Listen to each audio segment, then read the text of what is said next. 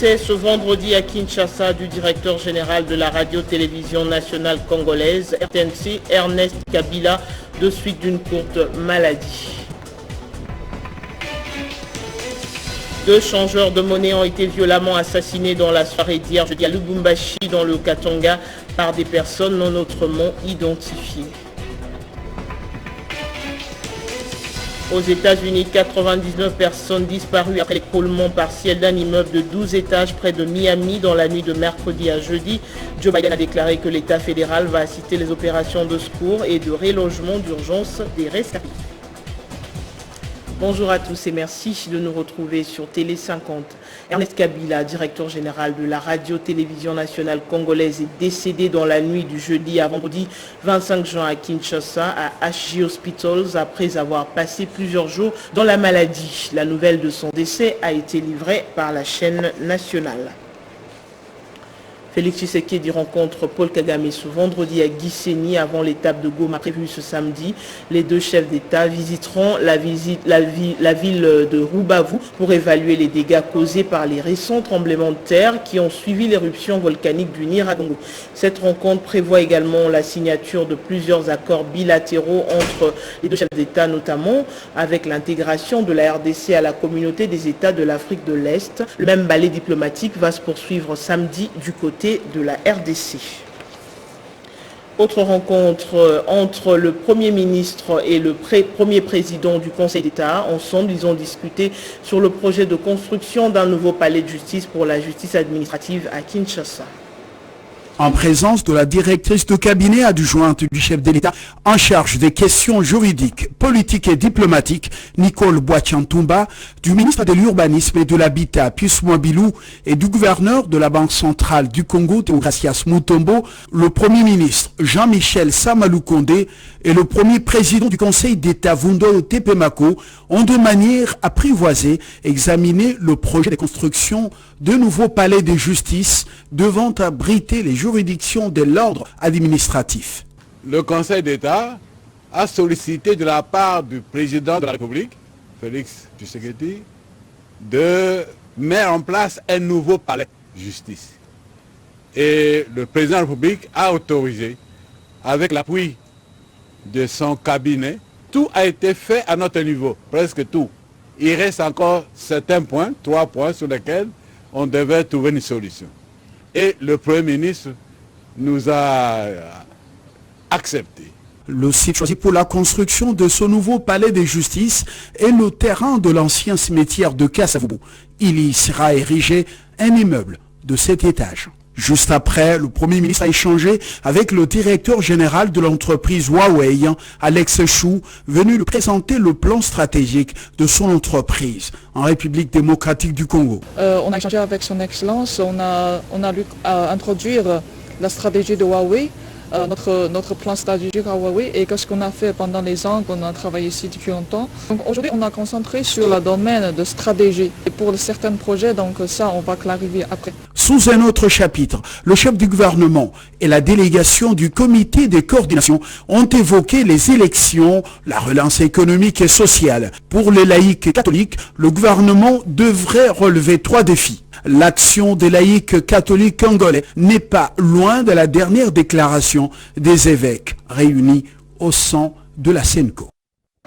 2 changeurs de monnaie ont été violemment assassinés dans la soirée d'hier jeudi à Lubumbashi, dans le Katanga, par des personnes non autrement identifiées. D'après plusieurs témoins, les faits se sont déroulés vers 19h à l'angle des avenues Biaï, au coin de l'église, dans la commune de Lubumbashi, non loin des cités des universités. Encore un incendie dans la commune rurale de Kasongo à Maniema. À ce jour, on peut compter plus de 80 maisons brûlées.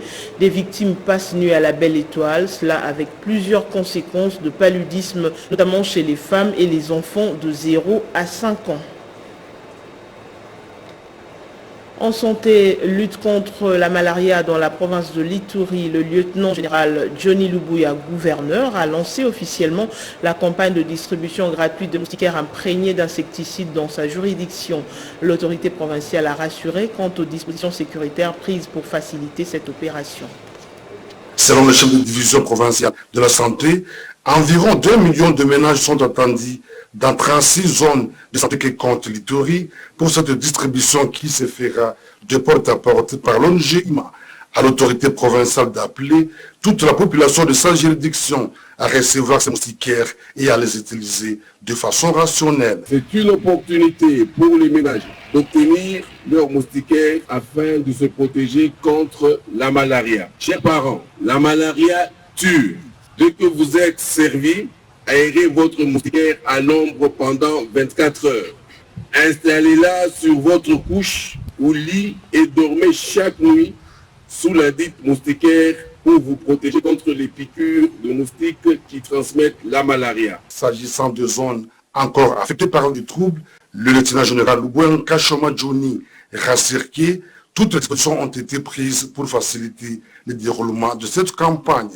J'ai instruit la police d'être toujours présente et d'accompagner toutes les équipes et être dans les milieux qui sont insécurisés. De sorte que et le trinôme qui va descendre dans les quartiers soit sécurisé et même les moustiquaires imprégnés elles-mêmes soient sécurisées. Notons que la malaria est considérée à ce jour comme étant l'une maladie le plus meurtrière en République démocratique du Congo. La province de l'Ituri n'est pas épargnée de ces dégâts, d'où l'engagement et la détermination du gouverneur militaire, le lieutenant général Loubouin Kachoma Johnny, de lutter contre cette pathologie au même titre que le Covid-19. Aux États-Unis, 99 personnes disparues après l'écroulement partiel d'un immeuble de 12 étages qui abritait 130 appartements près de Miami dans la nuit de mercredi à jeudi. Environ 55 appartements étaient détruits par l'effondrement de ce bâtiment de 40 ans. Les causes de cette catastrophe sont toujours inconnues jusqu'ici et le président Joe Biden a déclaré que l'État fédéral va assister les opérations de secours et de relogement d'urgence des rescapés. À présent, notre page sportive, la Fédération congolaise de football association demande à la commission de gestion de la Ligue nationale de football de procéder à la surséance des festivités de sacre de l'équipe championne de la Vodacom Ligue 1, ceci dans le but de permettre à la fédération d'examiner sans contrainte tous les recours en sa possession dont certains peuvent bouleverser le classement final du championnat. 56e Coupe du Congo, les demi-finalistes sont connus depuis ce jeudi. Desampé qui a étrié Système Jouera Lubero en demi-finale, puis Don Bosco sera face à Sangabalide. Toutes les rencontres de ces demi-finales se joueront le dimanche au Stade des Martyrs de la Pentecôte. Et pour finir, la 12e édition de la Coupe du Congo Dames a été entachée de plusieurs irrégularités. Certains clubs ont fustigé le comportement affiché par les membres de la commission provinciale de football féminin qui retranchait sans argument fondé la cagnotte destinée aux vainqueurs. 5 jours après la finale qui a opposé le football club féminin à Mani, à Bikira, le président des Immaculés est monté au créneau pour fustiger les mauvais arbitrages qui a complètement déboussolé ces joueuses qui étaient déterminées à gagner le sacre. C'est une finale qui s'est jouée dans une insécurité tout azimut. Tout azimut parce qu'en interne, il y a eu l'arbitrage. On vous amène un arbitre assistant qu'on appelle international et un assistant peut-être titulaire. Le football féminin a tous des arbitres féminins. Pourquoi on ne les a pas utilisés? On les a utilisés pendant tous les parcours du championnat et pourquoi pas à la fin on les a chassés, on nous amène les hommes. C'était une histoire montée de toutes pièces. Et vous avez constaté que cet arbitre a infligé des cartons à tout le monde. Même notre meilleure joueuse qui a infligé un carton rouge, elle n'était même pas auteur de cette faute. La cagnotte, destinée à l'équipe championne, vice-championne et 3e, a été dégrenée par certains membres de la commission provinciale de football féminin sans raison valable, estime Trudon Kassesso. Les $3 000, les $5 000 que les ministres ont vus là, ce n'est pas ce que les équipes ont reçu. On a retenu soi-disant non. Les pratiques fétichistes, je ne sais pas si c'est légal. Je ne sais pas si dans les règlements du championnat ils ont repris tout ça. Je préfère savoir toutes les amendes là. Est-ce qu'il était repris quelque part? Pratique fétichiste, $300. Et refus de partir, je ne sais pas, à leur interview avant les matchs, $600. En vertu de quelle disposition? Ils ont retenu cet argent à toutes les équipes. Le 26, il faut les boire, dit-on, le Daring Club Motema Pembe Bikira a tourné le regard vers la saison qui pointe à l'horizon. Ce jeudi, le club a lancé officiellement son recrutement afin de bien préparer le prochain championnat. On passe au rappel des principaux titres. Décès ce vendredi à Kinshasa du directeur général de la radio-télévision nationale congolaise, Ernest Kabila, de suite d'une courte maladie. 2 changeurs de monnaie ont été violemment assassinés dans la soirée d'hier jeudi à Lubumbashi, dans le Katanga, par des personnes non autrement identifiées.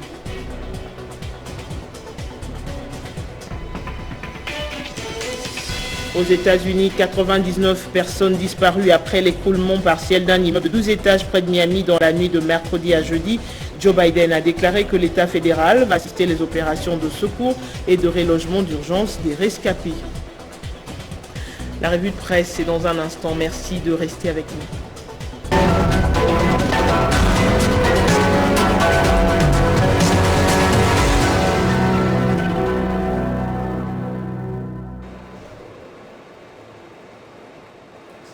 RDC Rwanda, tête-à-tête Félix Tshisekedi et Paul Kagame. Nous irons également en Côte d'Ivoire pour parler de Guillaume Soro. Ses avocats promettent des nouvelles actions et nous allons finir avec un insolite. C'est avec Jenny Kayembe que ça se passe, le tour d'horizon de ce vendredi de l'autre côté du plateau. Bonjour et bienvenue Jenny. Bonjour Amina Bayogo, bonjour à tous. RDC Rwanda, Félix Tshisekedi rencontre Paul Kagame ce vendredi à Gisenyi avant l'étape de Goma prévue, donc ce samedi. Effectivement, c'est dans le cadre d'une visite de travail, essentiellement axée sur l'évaluation des dégâts causés par les récents tremblements de terre qui ont suivi l'éruption volcanique du Nyiragongo, rapporte casinfo.ca. Outre cette question de la catastrophe naturelle, ils vont également évoquer des questions sécuritaires, économiques. Pour ne citer que cela, ce tête-à-tête sera prolongé par un autre échange bilatéral, élargi cette fois-ci à leurs collaborateurs. Ce nouvel épisode se tiendra demain samedi à Goma. Amina Bayombo, depuis qu'ils sont dans cette partie du pays, le chef de l'État accroît les discussions pour l'intégration de la RDC dans les organisations sous-régionales, rappelle ce site. La rencontre avec Paul Kagame intervient 2 semaines après celle entre Yoweri Museveni, ajoute les sites. Les médias ne sont pas conviés et aucune conférence de presse n'est prévue. Complète actualité.cd. Les 2 hommes vont travailler sur l'amélioration de rapports entre leurs 2 pays. C'est dans la ville congolaise qu'une conférence de presse est annoncée. Les avocats de Guillaume Soro promettent des nouvelles actions contre l'État ivoirien. Oui, Guillaume Soro a été condamné à la prison à perpétuité par les tribunaux criminels d'Abidjan pour atteinte à l'autorité de l'État. Insatisfait de la décision de cette instance judiciaire, ses avocats ont promis de contester les verdicts. Ce dernier prévoit de déposer des compléments des plaintes devant les juridictions internationales, rapporte Radio France Internationale. Déjà, celles-ci ont donné raison 2 fois à Guillaume Soro l'an dernier, demandant ainsi l'arrêt des poursuites judiciaires contre lui. Guillaume Soro est considéré actuellement comme un véritable ennemi des autorités de son pays. L'ancien Premier ministre ivoirien était condamné en avril 2020 à 20 ans de prison en Côte d'Ivoire pour détournement des deniers publics et blanchiment des capitaux, rappelle les sites. Ce dernier fait également suite d'une plainte à Paris pour assassinat, torture et crimes de guerre. Aminant cette condamnation laisse ses proches sous les chocs et l'émotion. C'est injuste, il ne mérite que cela, il ne mérite pas cela, dit ses proches repris par BBC.com. Pour eux, ce n'est pas un procès, mais plutôt un règlement de compte. On va terminer avec cet insolite que nous allons ensemble découvrir.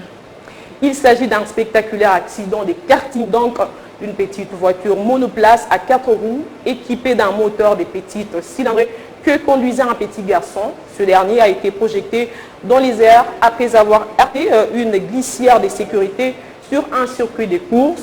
Pour son imprudence, la scène s'est produite à Madrid, en Espagne. Le jeune homme est miraculeusement parti avec une fracture du bras. Merci beaucoup Jenny Kayembe pour votre revue de presse. Merci à vous autant. Merci à tous de votre attention. L'actualité continue sur Télé 50. À très bientôt.